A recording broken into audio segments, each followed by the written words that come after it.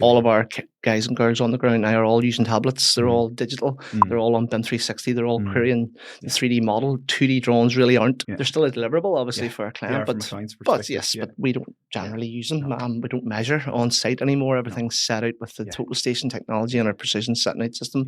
So like measuring tapes are banned from sites, and we don't like to see anybody measuring. I'm like, what are you? Why are you measuring that? The old days of somebody working the A1 drawing, scale down to A3 and measuring with an inch tape and doing the mental arithmetic is gone. It just doesn't.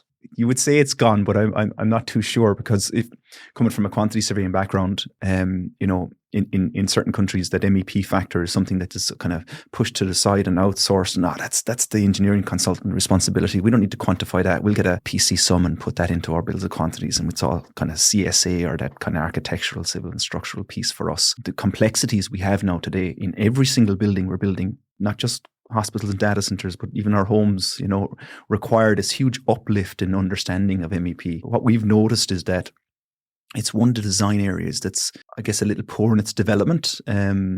I'm talking generally in the industry now, maybe not from a design, but from a data structure. When we're trying to process information, we find that, systems aren't system-based. They might be material component-based, and then we can't actually divide the system because cost for the system is key for us, because it's the benchmarking that we'd apply to future and so on and so forth.